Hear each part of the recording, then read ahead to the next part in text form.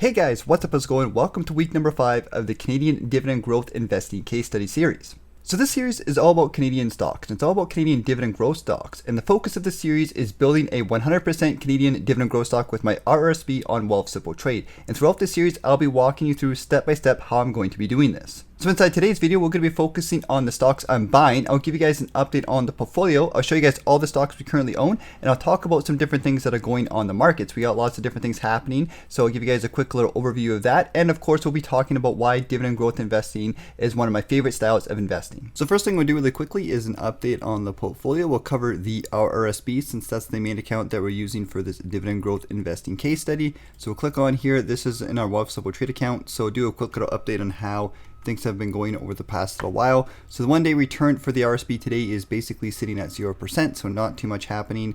The 1 week return is 0%, and the 1 month return is about 0%. So nothing has really happened inside the portfolio since we put our money in, but that's pretty normal because it's a pretty brand new account.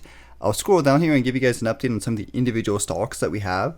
So far we only have 4 stocks inside of our portfolio. The first one we have is ATD, Alimentation Couche-Tard. This one has went up a little bit. It looks like it's up 2.25% since we first started buying it. We have CNR, which is our second stock. It looks like it's down a little bit, negative 1.76%.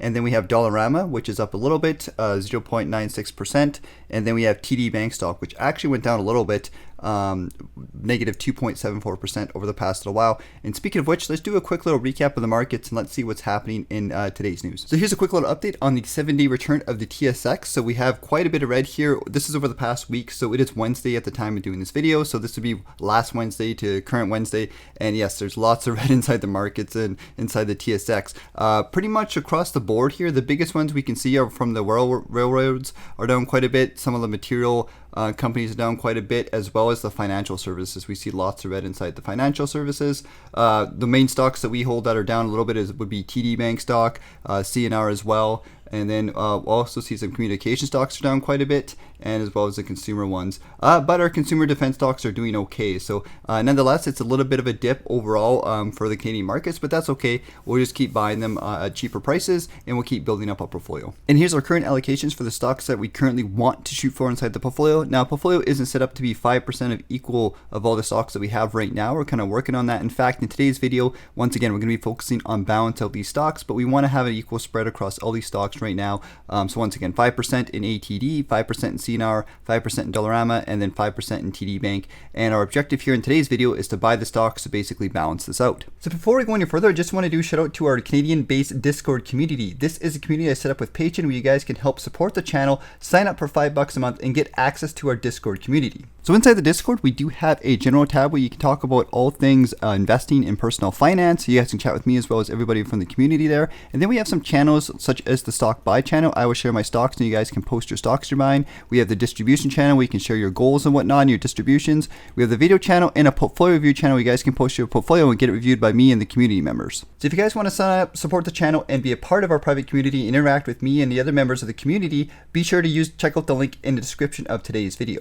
So before we get into it, here are the big reasons why I like dividend growth investing. So here's a quick little overview of why I like dividend growth investing and what we're trying to achieve with our portfolio. So the first thing we're trying to get is lots of stock growth. I like stock growth. That's why I like dividend growth investing. And that's why I'm going for these types of conservative growth-based stocks. The second thing is we want conservative dividend yields that are growing at high rates. I want consistent dividends that are growing on a regular basis. The third point is I want good quality companies that have a history of growth and are managed fairly well. Number 4 is more of a feel-good metric, but one of the big reasons why I like dividend growth investing is getting dividends on a regular basis just feels really good. I'm a big fan of that. And number 5, we want companies that are consistently growing their earnings. I want companies that are growing their revenue, companies that are expanding, companies that are doing well. And number 6 is just more of my own home country bias, but I personally think Canadian dividend stocks are some of the best stocks that you can buy. And since our portfolio is heavily focused on growth, I thought it'd be cool to include this little chart that shows some of the returns of our stocks altogether. Once again, big emphasis on growth. So this green line is going to be the S&P 500 VOO. At the bottom here, this black line is going to be our TD Bank stock, so they're pretty similar more or less.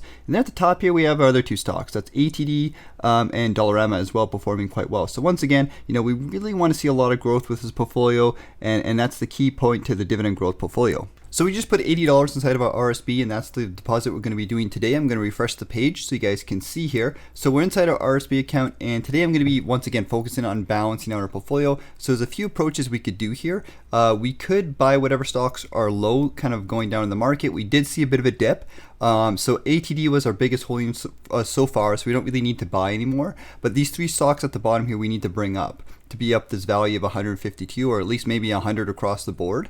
So what we're going to do, I think, is we're going to kind of focus on the ones that are beaten down a little bit. So TD Bank obviously is down quite a bit. We've seen a bit of a dip over the last little while. Let's click here and we'll take a peek over the past 3 months. And actually last month or so we're down 0.27. So it looks like the dip is mostly happened this week here, right? We've seen a nice little dip here. So, you know, if we're going to be rebalanced the portfolio, we're going to be kind of needing to buy the stock anyways. It makes a lot of sense to buy the ones that are dipped down a little bit. You don't have to be like fanatical about this. You don't have to always buy the ones that are dipped down in your portfolio. Once again, we're focused on long-term growth, but we're going to add a little bit here. So I'm going to do a fractional buy of TD Bank stock. Since we have $80 today, we'll put that through, and that'll be the first stock we're going to buy. And then if we go back inside the portfolio, I think the other one was CNR we might focus on. We do need to buy some more shares of CNR, and it is dipped down a little bit, so it probably is presenting a pretty good buy opportunity. So we go through here. We can see we have our $40 left. We'll put that through into CNR, and those are going to be the stocks I'm focusing on inside my portfolio. Once again, mostly just a balancing phase until we add new stocks, and then whenever we add new stocks, it's once again the same old thing. And again, Dollarama is performing pretty good right now. That's the one we bought last week. That was a brand new stock. If you guys missed the video, be sure to check that out. And then Alimentation Couche-Tard is always doing its thing, doing pretty well there. So we're just going to leave those for now, and those are the stocks that I'm buying inside my dividend growth portfolio for this week's video.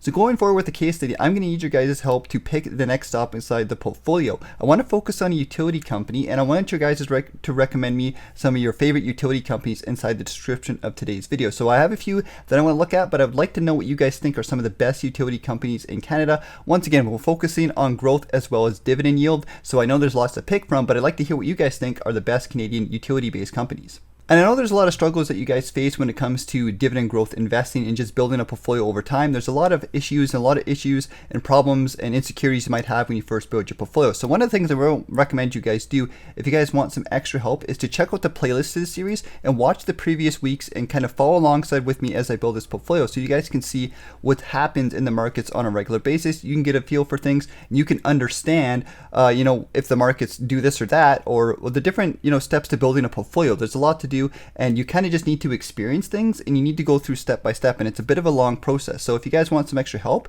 and you guys get some value from these videos, be sure to check out the previous weeks and subscribe to the channel so you guys can see when I publish the next updates, and they usually come out on a weekly basis. Alright guys, that's it for today's video, so take care, have yourself a good one, and I'll see you guys later.